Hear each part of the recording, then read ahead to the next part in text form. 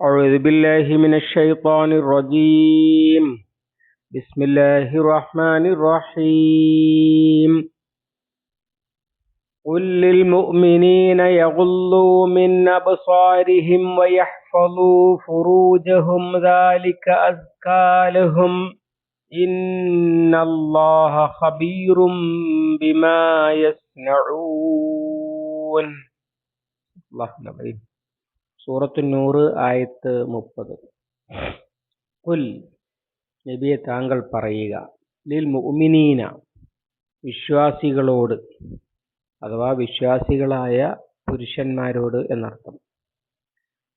യഗുല്ലു അവർ താഴ്ത്തട്ടെ, മിൻ അബ്സാരിഹിം അവരുടെ ദൃഷ്ടികൾ, വയഹ്ഫളു അവർ സൂക്ഷിക്കുകയും ചെയ്യട്ടെ, ഫുറൂജഹും അവരുടെ ഗുഹ്യഭാഗങ്ങൾ, ദാലിക അതാണ്, അസ്കാലഹും അവർക്ക് ഏറ്റവും സംസ്കാര സമ്പന്നമായിട്ടുള്ളത് അല്ലെങ്കിൽ ഏറ്റവും സംസ്കൃതമായിട്ടുള്ളത്. ഇന്നല്ലാഹ നിശ്ചയം അല്ലാഹു ഖബീറുൻ സൂക്ഷ്മമായി അറിയുന്നവനാകുന്നു, ബിമാ യസ്നഊൻ അവർ ചെയ്തുകൊണ്ടിരിക്കുന്നതിനെ സംബന്ധിച്ച്. മുകളിൽ പിശാചിന്റെ കാൽപ്പാടുകൾ പിന്തുടരരുത് എന്ന് പറഞ്ഞിട്ട് വ്യത്യസ്തമായ വേറൊരു വിഷയം പറയുകയാണ് ഇനി. അത് മുഅ്മിനീങ്ങളോട് പറയുക, മുഅ്മിനീങ്ങളോട് പറയാൻ നബി സല്ലല്ലാഹു അലൈഹി വസല്ലമയെ ഏൽപ്പിക്കുകയാണ്. അങ്ങനെ വരാൻ കാരണം മുഫസ്സിറുകൾ പറയുന്നത്, സന്ദേശവാഹകനാണല്ലോ റസൂൽ സല്ലല്ലാഹു അലൈഹി വസല്ലമ. അള്ളാഹുവിന്റെ റിസാലത്ത് അത് അവരോട് കൽപ്പിക്കുക. അപ്പൊ അള്ളാഹുവിനെ അങ്ങ് പറഞ്ഞാൽ പോരെ, അല്ല റസൂൽ സല്ലല്ലാഹു അലൈഹി വസല്ലമ ആളുകളെ ഹറാമാക്കിയിരിക്കുന്നു എന്ന് പറഞ്ഞാൽ പോരാ, ആളുകളെ അത് ബോധിപ്പിക്കുകയും അത് പഠിപ്പിക്കുകയും ശീലിപ്പിക്കുകയും ഒക്കെ വേണം എന്നർത്ഥം. ലിൽ മുഅ്മിനീന ഇതിന്റെ അടിസ്ഥാനം ഈമാനാണ് എന്ന് വ്യക്തമാക്കുകയാണ്. ഈമാൻ ഉണ്ടെങ്കിൽ ഇനി പറയുന്നത് നടക്കും, അല്ലെങ്കിൽ നടക്കില്ല എന്നർത്ഥം. എന്താണ് വേണ്ടത്? യഗുല്ലു മിൻ അബ്സാരിഹിം അവർ അവരുടെ ദൃഷ്ടികൾ താഴ്ത്തട്ടെ. ദൃഷ്ടികൾ താഴ്ത്തട്ടെ എന്ന് പറഞ്ഞാൽ കണ്ണ് ചിമ്പി നടക്കട്ടെ എന്നല്ല, ദൃഷ്ടിയിൽ നിന്ന് അല്പം എന്ന് വരാനാണ് മിൻ എന്ന് മുഫസ്സിറുകൾ വിശദീകരിച്ചിട്ടുണ്ട്. യംസഹു മിൻ റൂസിഹിം അവരുടെ തലയിൽ നിന്ന് അല്പം തടവട്ടെ എന്ന് ഒളുവിനെ കുറിച്ച് പറഞ്ഞതുപോലെ, യഗുല്ലു മിൻ അബ്സാരിഹിം അവരുടെ കണ്ണുകളിൽ നിന്ന് അഥവാ ദൃഷ്ടി നിയന്ത്രിക്കട്ടെ എന്നർത്ഥം. വയഹ്ഫളു ഫുറൂജഹും അവരുടെ ഗുഹ്യാവയവങ്ങൾ സൂക്ഷിക്കട്ടെ എന്ന് പറഞ്ഞാൽ ചാരിത്രം സൂക്ഷിക്കുകയും ചെയ്യട്ടെ എന്നാണ്. ഈ ദൃഷ്ടി താഴ്ത്തുക, ദാലിക അസ്കാലഹും അതാണ് അവർക്ക് ഏറ്റവും സംസ്കാര സമ്പന്നമായിട്ടുള്ളത് അല്ലെങ്കിൽ ഏറ്റവും വിശുദ്ധമായിട്ടുള്ളത്. എന്താണ് ഈ പറയുന്നത്? ഒരുപാട് വിശദീകരണങ്ങൾ നൽകപ്പെട്ട ആയത്തുകളാണ് ഇതൊക്കെ. ഇങ്ങനെ കണ്ണടക്കണമെന്നാണോ, തീരെ നോക്കാൻ പാടില്ല എന്നാണോ? അല്ല, ഇത് നോക്കുന്നതിനെ കുറിച്ചുള്ള ആയത്തല്ല യഥാർത്ഥത്തിൽ. പകരം ചാരിത്രം സംരക്ഷിക്കുന്നതുമായി അല്ലെങ്കിൽ ലൈംഗിക വൃത്തികേടുകളിൽ നിന്ന് അകന്നു നിൽക്കുന്നതാണ് ഈ ആയത്തിന്റെ യഥാർത്ഥത്തിൽ വിഷയം. ഈ ഗള്ളുൽ ബസർ എന്ന് പറയുന്നത് ഒരുപാട് സ്ഥലത്ത് നമുക്കത് കാണാൻ കഴിയുന്നതാണ്. ഈ ആയത്ത് ഓതിയിട്ട് സ്ത്രീകളെ പുരുഷന്മാര് കാണാൻ പാടില്ല, അതുപോലെ സ്ത്രീകൾ മുഖം മറക്കണം എന്നൊക്കെ വ്യാഖ്യാനിക്കുന്നവർ ഉണ്ട്. അങ്ങനെ മുഖം മറക്കണം എന്നാണെങ്കിൽ അടുത്ത ആയത്തിൽ കൊല്ലിൽ മുഅ്മിനാത്തി യഗ്ളുദ്ന മിൻ അബ്സാരിഹിന്ന എന്നാണ്. സ്ത്രീകളോട് പറയാണ് മുഖം, പിന്നെ അവര് ദൃഷ്ടി താഴ്ത്തട്ടെ എന്ന്. അപ്പൊ പുരുഷന്മാര് മുഖം മറക്കണം എന്നായിരിക്കുമല്ലോ അതിന്റെ അർത്ഥം. അങ്ങനെ അതിനർത്ഥമില്ല. ഖള്ളുൽ ബസർ എന്ന് പറയുന്നത് നോട്ടം ചീത്തയിലേക്ക് നോക്കരുത്, അള്ളാഹു ഹറാമാക്കിയതിലേക്ക് നോക്കരുത്. രണ്ട് കാര്യം ഒപ്പം പറഞ്ഞത് മുഫസ്സിറുകൾ വിശദീകരിച്ചിട്ടുണ്ട്.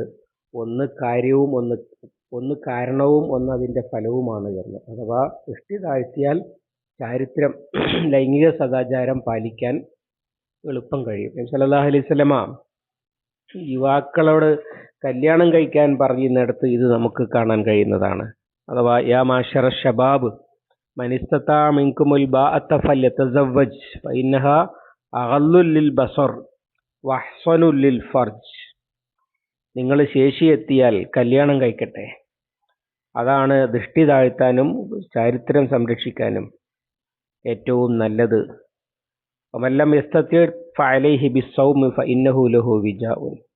ഇനി സാധിച്ചില്ലെങ്കിൽ അവൻ ഈ ആത്മനിയന്ത്രണത്തിന് വേണ്ടി നോമ്പെടുക്കട്ടെ, അതവന് പരിചയാകുന്നു എന്ന് പറഞ്ഞത് മുത്തഫഖുൻ അലൈഹിയായ ഹദീസിൽ നമുക്ക് കാണാൻ കഴിയുന്നതാണ്. അവിടെ ഗദ്ദുൽ ബസറിന് വേണ്ടി കല്യാണം കഴിക്കുക എന്ന് പറഞ്ഞാൽ എന്താണ്?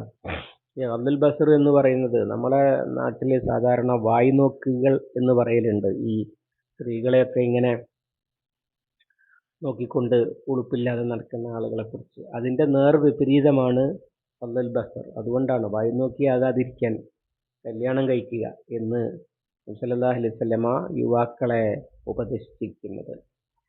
ഈ നോട്ടം മുഖം മറക്കലുമായി ബന്ധിപ്പിച്ചാൽ മുഖത്തേക്ക് നോക്കരുത് എന്നാകും. മുഖത്തേക്ക്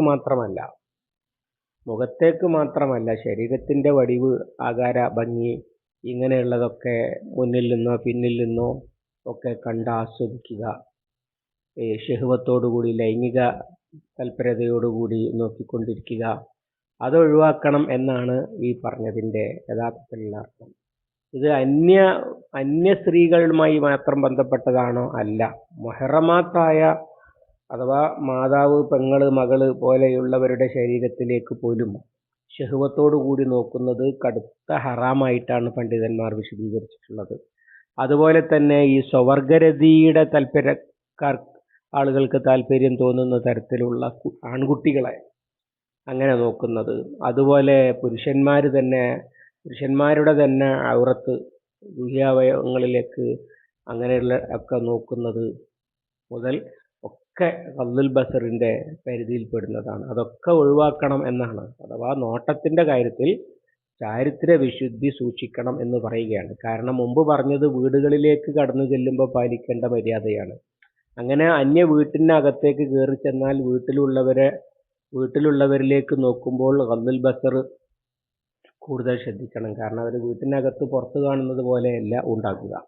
അതുപോലെ തന്നെ വീട്ടിലുള്ളവർ വീട്ടിലേക്ക് വന്നവരെ നോക്കുമ്പോഴും നോട്ടത്തിൽ അദബ് മര്യാദയൊക്കെ പാലിക്കണം എന്നാണ് പറഞ്ഞതിന്റെ അർത്ഥം. ഔറത്ത് മറക്കാതിരിക്കലുമായി ബന്ധപ്പെട്ടതല്ല. ഔറത്ത് മറച്ച ആളുകൾ തന്നെ പരസ്പരം കാണുമ്പോൾ മാന്യത പുലർത്തണം എന്നാണ് ഈ ആയത്തിന്റെ യഥാർത്ഥ വിവക്ഷ എന്ന് പറയുന്നത്.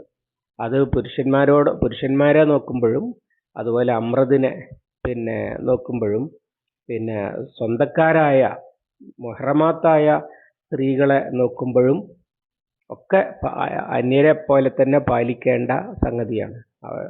വിശദാംശങ്ങൾ അടുത്ത ആയത്തിലുണ്ട്. സ്ത്രീകൾക്ക് അന്യരിൽ നിന്ന് മറച്ചു വെക്കേണ്ടത് എത്രയാണ്, അതുപോലെ സ്വന്തക്കാരിൽ നിന്ന്. അപ്പൊ ഈ സ്വന്തക്കാരായ ആളുകൾക്ക് പോലും ലൈംഗിക ചുവയോടുകൂടിയുള്ള കാഴ്ച അനുവദിക്കപ്പെട്ട കാര്യമല്ല. അതൊക്കെ വീട്ടിൽ കഴിയുമ്പോൾ പോലും സൂക്ഷിക്കേണ്ട കാര്യമാണ് എന്നാണ് ഇവിടെ പറഞ്ഞതിന്റെ അർത്ഥം. അതിലുപരി ഇത് സ്ത്രീകൾ പുരുഷന്മാരെ തീരെ കാണാൻ പാടില്ല എന്നോ അല്ലെങ്കിൽ പുരുഷന്മാർ സ്ത്രീകളെ കാണാൻ പാടില്ല എന്നൊന്നും ഈ ആയത്തിനും അടുത്ത ആയത്തിനും അർത്ഥമില്ല. കാരണം നബി സല്ലല്ലാഹു അലൈഹി വസല്ലമ തന്നെ സ്ത്രീകളോട് സംസാരിക്കുക, സഹാബികളെ കൂട്ടി സ്ത്രീകളുടെ ഭാഗത്തേക്ക് പോകുക, ബിലാൽ റളിയല്ലാഹു അൻഹുവിനെ കൂട്ടി സ്ത്രീകളുടെ ഭാഗത്തേക്ക് പോയിട്ട് മുണ്ട് വിരിച്ച് അതിലേക്ക് സദക്കയിടാൻ പറയുക, പള്ളിയിൽ വെച്ച് ഇങ്ങനെയൊക്കെ ചെയ്തതൊക്കെ ധാരാളമുണ്ട്. അതുകൊണ്ട് തന്നെ സ്ത്രീ പുരുഷനെ കാണാൻ പാടില്ല എന്നോ പുരുഷൻ സ്ത്രീയെ കാണാൻ പാടില്ല എന്നോ ഒന്നും ഈ ആയത്തിന്റെ അർത്ഥമല്ല. പകരം മാന്യത പുലർത്തണം. അതാണ് ഗദ്ദുൽ ബസർ എന്ന് പറയുന്ന ആശയം. അത് ഖൽബിലാണ് കാര്യമായി നടക്കേണ്ടത്. അഥവാ കാഴ്ചകളൊന്നും ഈ തെറ്റായ ചിന്തകളിലേക്കും വിചാരങ്ങളിലേക്കും നയിക്കുന്നതാവരുത്. അല്ലെങ്കിൽ നോട്ടങ്ങളൊന്നും തെറ്റായ ചിന്തയിലേക്ക് നയിക്കുന്നതാകരുത്, ചാരിത്രത്തെ ബാധിക്കുന്നതാകരുത്, ലൈംഗിക വിശുദ്ധിയെ ബാധിക്കുന്നതാകരുത് നോട്ടങ്ങളൊന്നും. അതാണ് സംസ്കാര സമ്പന്നമായിട്ടുള്ളത്. അതിലുപരി കാരണം അനിവാര്യമായി കാണേണ്ടി വരും. നബി സല്ലല്ലാഹു അലൈഹി വസല്ലമയോട് നോട്ടത്തെക്കുറിച്ച് അലി റളിയല്ലാഹു അൻഹു ചോദിക്കുമ്പോൾ പറയുന്നുണ്ട്, ലക നദറത്തുൽ ഊല, ആദ്യത്തെ നോട്ടം നിനക്ക് അനുവദിക്കപ്പെട്ടതാണ്, പിന്നെയും നോക്കരുത്. അവിടെയൊക്കെ അതാണല്ലോ വിഷയം. കാണുക എന്നതല്ല, കാണാൻ വേണ്ടി നോക്കുക. എന്നിട്ട് അങ്ങനെ കാണല് നിഷിദ്ധമായ കാഴ്ചകൾ കണ്ടുകൊണ്ടിരിക്കുക എന്നത്. ഇതിപ്പോ മനുഷ്യനെ നോക്കുന്ന കാര്യത്തിൽ മാത്രമല്ല ഗദ്ദുൽ ബസർ ഉള്ളത്. ചിത്രങ്ങളും വീഡിയോകളും കാണുമ്പോഴും ഇതേ പ്രശ്നമുണ്ട്. സദാചാരത്തെ ബാധിക്കുന്ന വിധമുള്ള ചിത്രങ്ങളും സദാചാരത്തെ ബാധിക്കുന്ന വിധമുള്ള വീഡിയോകളും കാണുക, അല്ലെങ്കിൽ അത്തരം ഇതിലേക്ക് നോക്കുമ്പോഴും ഗള്ളുൽ ബസർ ആവശ്യമുണ്ട്. അഥവാ അതിൽ നിന്ന് കണ്ണ് നിയന്ത്രിക്കേണ്ടതുണ്ട്, കണ്ണ് പിന്തിരിയേണ്ടതുണ്ട്. അല്ലാതെ നോക്കിക്കൊണ്ടേയിരിക്കുക കാണാൻ ഇടയാകും ചിലപ്പോൾ. അതുപോലെ തന്നെ ഇസ്ലാമിക സമൂഹത്തിലാണെങ്കിൽ പോലും അമുസ്ലിങ്ങൾ ഉണ്ടാകും. മുസ്ലിം സ്ത്രീകളാണ് അവർക്ക് മറക്കുക, അവർക്ക് മറക്കാത്ത സ്ത്രീകളുണ്ടാകും. അവരുടെ കാര്യത്തിലും ഈ ഗള്ളുൽ ബസർ എന്ന് പറയുന്നത് വളരെ പ്രാധാന്യപൂർവ്വം ശ്രദ്ധിക്കേണ്ട ഒരു കാര്യമാണ്. അതുകൊണ്ട് അത് മുഅ്മിനീങ്ങളോട് പറയൂ എന്ന് നബി സല്ലല്ലാഹു അലൈഹി വസല്ലമയോട് കൽപ്പിക്കുകയാണ് ഈ ആയത്തിലൂടെ അല്ലാഹു തആല ചെയ്യുന്നത്. ഇതേ കാര്യം മുഅ്മിനത്തുകളോടുള്ള കൽപ്പന അത് അടുത്ത ആയത്തിൽ നമുക്ക് കാണാൻ കഴിയുന്നതാണ്. ഇൻഷാ അല്ലാഹ് അല്ലാഹു അനുഗ്രഹിക്കുമാറാവട്ടെ. അല്ലാഹുമ്മ അല്ലിംനാ മാ യൻഫഉനാ വൻഫഅനാ ബിമാ അല്ലംതനാ റബ്ബനാ സിദ്നാ ഇൽമൻ വഫഹ്മൻ വദിഖ്ഖത്തൻ വനദറാ. اللهم اجعل القرآن ربيع قلوبنا ونور صدورنا وجلاء حزننا وذهاب همنا وغمنا. ربنا تقبل منا إنك أنت السميع العليم وتب علينا إنك أنت التواب الرحيم واغفر لنا يا غافر المذنبين. وصلى الله على محمد وعلى آله وصحبه وسلم ومن تبعهم بإحسان إلى يوم الدين والحمد لله رب العالمين.